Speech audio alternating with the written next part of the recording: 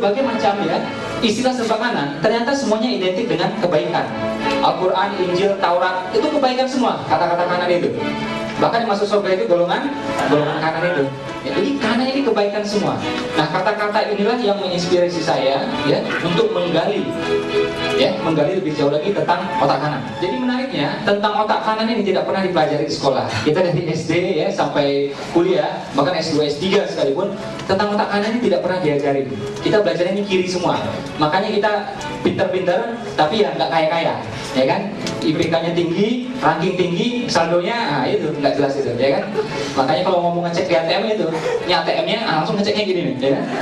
Aku kelihatan sama orang, ya kan? Nah, kalau kita pengen sukses mesti fleksibel, mampu beradaptasi. Saya udah bawa materi ini di hadapan ratusan profesor sudah, di hadapan para dai sudah, di hadapan para ulama-ulama salafi ya yang pakai cadar-cadar semua itu juga sudah juga. Di kampus-kampus sudah tak terhingga, di hadapan para miliarder sudah tak terhingga gitu. Nah, cuma cara menyampaikan itu tetap kita berbeda-beda. Agama menganjurkan kita untuk bersyukur, agama mengajarkan kita untuk qanaah gitu, merasa cukup. Tapi ya agama menganjurkan kita juga untuk apa? Menjadi lebih baik dari hari ke hari. Lebih baik apanya? Ilmunya, amalnya, nafkahnya, semuanya. Gitu. Jadi impian mesti besar. Impian besar artinya iman. Ironisnya ya, seperti saya sering sampaikan, negara-negara miskin, orangnya orang-orang miskin, daya khayal juga miskin, ya. Akhirnya ketika dia berkhayal, ketika dia bermimpi, dipikirnya hantu juga miskin gitu, ya kan? Makanya hantu-hantu Indonesia itu miskin-miskin semua, ya kan? Pocong, kuntilanak gitu ya, nah nggak punya apa-apa semua itu, tuyul, orijo gitu kan? Miskin semuanya gitu. Tinggalnya di mana hantu-hantunya? Nah, itu ya, di parit ya, di sungai, di gua, di pohon. Jadi orang miskin, daya khayal miskin, hantu-hantunya miskin, tinggal di tempat yang miskin gitu. Beda dengan orang Amerika, ya kan? Negara kaya, orang-orang kaya, daya kaya juga kaya. Hantunya Dracula, pakai jas, ya kan? Kalah yang hewan, ya. Udah gitu, tinggalnya di mana? Di kastil tinggalnya, ya kan? Istana, Pak. Kalau pocong tuh capek lompat-lompat, Pak, ya. Dracula terbang dia, ngapain lompat-lompat seperti itu, ya? Nah itu daya kayanya orang kaya, ya. Daya kaya orang kaya, ya.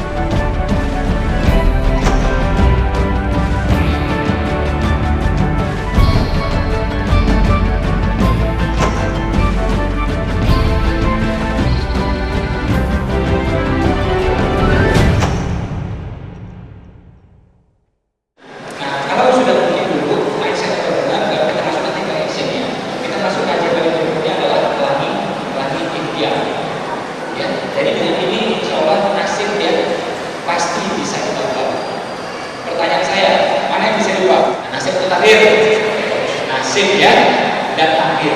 Jadi kalau kita dengki terhadap sesuatu, kita makin susah dapatnya. Bisa nggak dapat? Bisa, tapi lebih capek cara mendapatkannya. Makanya kalau kita lihat ada orang pakai Alphard, kita jengkel. Punya orang rumahnya tipe 500, kita jengkel gitu.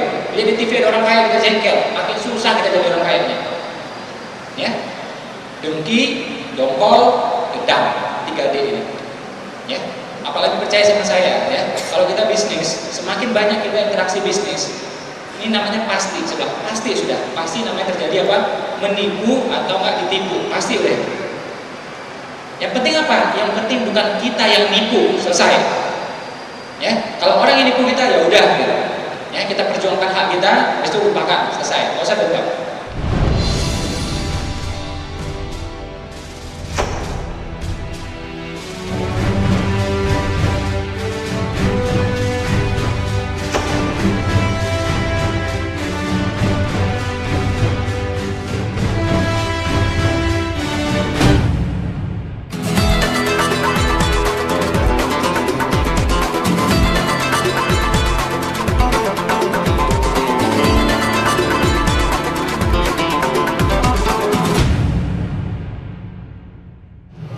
Nabi juga berpesan, belilah kesulitanmu dengan sedekah. Jadi omset pengen naik, sedekah. Profit pengen bagus, sedekah. Job pengen lebih banyak lagi, sedekah. Pengen sembuh dari sakit, sedekah. Keluarga pengen lebih tentram, sedekah. Pengen lulus ujian, sedekah. Semua dibilang, ya ikhlas by doing. Karena sering duit, akhirnya ikhlas. Kayak kita nih ke masjid, ya ke gereja. Apakah kita ikhlas waktu kecil? Enggak, dipaksa orang tua ya kan? Kita puasa, apakah kita ikhlas? Enggak, karena dikasih baju, ya kan? Kasih baju baru, makanya kita puasa. Tapi karena sering-sering puasa, akhirnya ikhlas. Sedekah juga seperti itu. Paksain aja. Kita mungkin selama ini ikhlasnya 50.000, coba naikin 200.000, mungkin gak ikhlas. Kali ini gak ikhlas. Next time insya Allah pasti ikhlas. Gitu. Bukan ikhlas tidak penting, ikhlas sangat penting. Ya, tapi kita bukan meremehkan, enggak, kita memperjuangkan keikhlasan dengan beramal lebih banyak gitu. Makanya kita tuh kalau di masjid tuh pakai kotak itu nggak aman itu. Kalau di gereja pakai jaring mbak, nah didatangin satu persatu, nah, mau kemana kau? Nah gitu kan, nggak bisa lolos, nggak bisa lolos, didatangin satu persatu. Lewat satu orang, nanti orang kedua pak, bawa jaring lagi, jadi nggak bisa lolos pak. Ya, nah kita pakai kotak ada yang kontrol. Udah kita tampil di belakang udah gitu ya. Makanya namanya kencelengan, di sini kenceleng semua gitu ya. Ada yang gede duitnya. Ya, mestinya apa? Pakai sorban tuh, datangin satu persatu. Yang tidur bang, om, sebentar dulu om, nah, gitu aja ya. Yang ngasih uang 1.000, om ini masjid om bukan toilet, gitu aja ya.